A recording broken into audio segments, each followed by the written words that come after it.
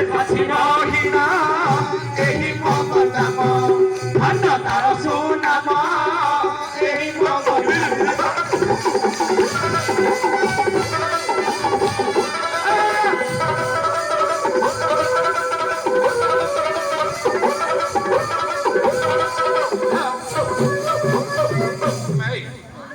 ମୋ ଗଞ୍ଜାମ ଧନ୍ୟ ତାର ସୁନାମ କଣ ହେଲା ତପ୍ତ ପାଣି ତାରା ତାରିଣୀ ବୁଦ୍ଧ ଖୋଲ ବୁଢୀ ଠାକୁରାଣୀ ଆମର ଚତୁର୍ଦିଗରେ ଅନେକ ଦେବାଦେବୀ ପୀଠ ପର୍ଯ୍ୟଟନ ସ୍ଥଳୀ ଦର୍ଶନୀୟ ସ୍ଥାନ ମାନ ରହିଅଛି କଣ କଣ ନା ତପ୍ତ ପାଣି ତାରା ତାରିଣୀ ବୁଦ୍ଧ ଖୋଲ ବୁଢୀ ଠାକୁରାଣୀ ଭୈରବ ବୁଢୀ ଠାକୁରାଣୀ କିଏ ଆମର ବ୍ରହ୍ମପୁର ଅଧିଷ୍ଠାତ୍ରୀ ଦେବୀ ହଉଛନ୍ତି ବୁଢୀ ଠାକୁରାଣୀ ସେ ମଧ୍ୟ ଆମର ଗଞ୍ଜାମ ଜିଲ୍ଲାରେ ଯାହାକି ବିଶ୍ୱ ପ୍ରସିଦ୍ଧ ରଥଯାତ୍ରା ଦ୍ୱିତୀୟ ବିଶ୍ୱ ପ୍ରସିଦ୍ଧ ବୁଢୀ ଠାକୁରାଣୀଙ୍କର ଦ୍ୱିବାର୍ଷିକ ଠାକୁରାଣୀ ଯାତ୍ରା ନା କଣ ଭୈରବୀ ପଞ୍ଚମା କୁଲାଡ କାଳୁଆ ଗୋପାଳପୁର ସେ ଅଛି ବହିନ କେବଳ ଗୋଟାଏ ମାତ୍ର ଗୋପାଳପୁର ସି ବିଚ୍ ନୁହଁ ସୁନପୁର ସି ବିଚ୍ ମଧ୍ୟ ଆକର୍ଷଣୀୟ ହେଇକି ଅଛି ଆମର ଗଞ୍ଜାମ ଜିଲ୍ଲା ପାଇଁ ହେଇଗଲା କଣ କଣ ଦର୍ଶନୀୟ ସ୍ଥଳୀ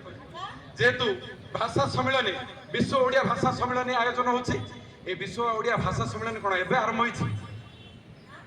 ଓଡ଼ିଆ ଭାଷାର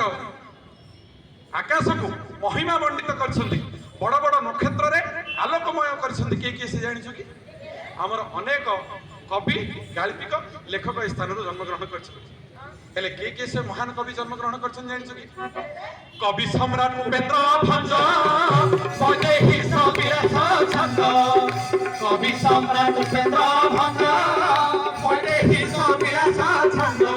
କବି ସୂର୍ଯ୍ୟ କିଶୋର ଚନ୍ଦ୍ରନୟନ ଚମ୍ପୁ କବି ସୂର୍ଯ୍ୟ କିଶୋର ଚନ୍ଦ୍ରନୟନ ଚମ୍ପୁ ବନମାଳୀ ପଦ୍ୟ ଚାର ଭୂଷଣ ଏହି ମୋ ଗଞ୍ଜାମ ଧନ୍ୟ ତାର ସୁନାମ ଏହି ମୋ ଗଞ୍ଜାମ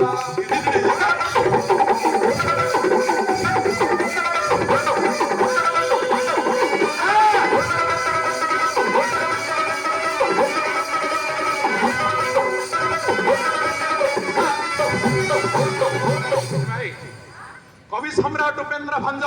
বৈদেহী সবিলাস ছন্দ না কোন কবি সম্রাট উপেন্দ্র ভঞ্জ যে কি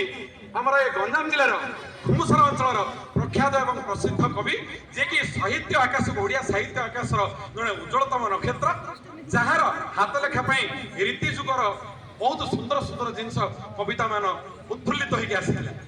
সে কোটি ব্রহ্মাণ্ড সুন্দরী হো সে লাবণ্যবতী হো সে প্রেমসীতা নিধি হো সুভদ্রা পরিণা হো কি কালজয়ী কৃতি এই আমার বৈদেহী বিলাস এতে সুন্দর সুন্দর কাব্য কবিতা আমার সাহিত্যর লাইব্রেরি সে দিয়ে পড়েছে কিন্তু আজকালি এ যে ফেসবুক পাঠ পাই লিখি তা লাইব্রেরি আগে কেবল সংকুচিত হয়ে পড়ুছে তার বোধে পুনর্বার পরিপ্রকাশ করা এই সাহিত্য সম্মিলনীর বিশ্ব ওড়িশা ভাষা সম্মিলনীর বোধে চিন্তাধারা তাঙ্ক মুন্ডକୁ ଆସିଲେ এই তেণু করে আয়োজন করা যাচ্ছে আর কোন কবি সূর্য কিশোর চন্দ্রনয়ন চম্পু আমার দিগপহଣ୍ଡି যাহা পূর্বে ଥିଲା বৃহৎ খেমুন্ডি বা বড় খেমুন্ডি সেই রাজ্যের বড় খেমুন্ডি রাজ্যের জন্মগ্রহণ করিଥିବା তাঙ্ক পিতা হচ্ছেন উজ্জ্বল রথ তাঙ্কর সুপুত্র হচ্ছেন কবি সূর্য রায়গুরু মহাপাত্র যে কি বলদেব রথ সে নিজের কালজয়ী কৃতি হচ্ছে কিশোর চন্দ্রানন্দ চম্পু অনেক চম্পু রচনা করেছেন প্রমোদয় চম্পু রচনা করেছেন গুম্পা চৌপদী মধ্যে রচনা করেছেন ইতিমধ্যে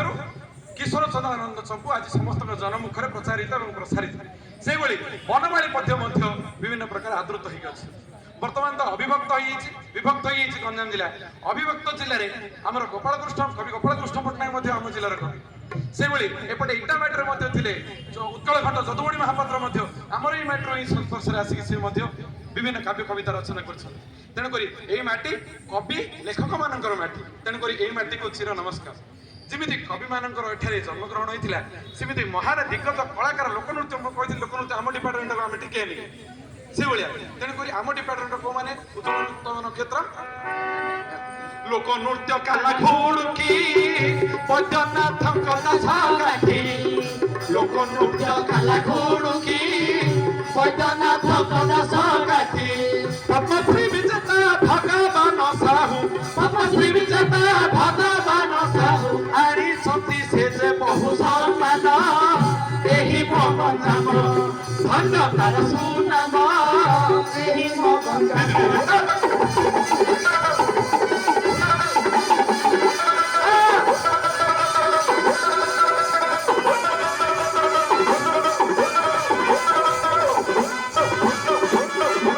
ମାଇ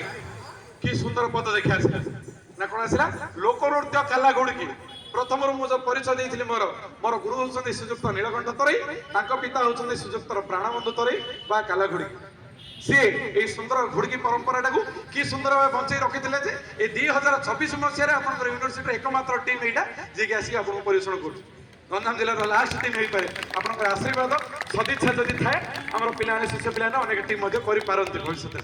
ସେଇଭଳି ଦାସକାଠିଆ କ୍ଷେତ୍ରରେ ଆମର ଗଞ୍ଜାମର ମୌଳିକ ପାରମ୍ପରିକ କଳା ହଉଛି ଦାସକାଠିଆ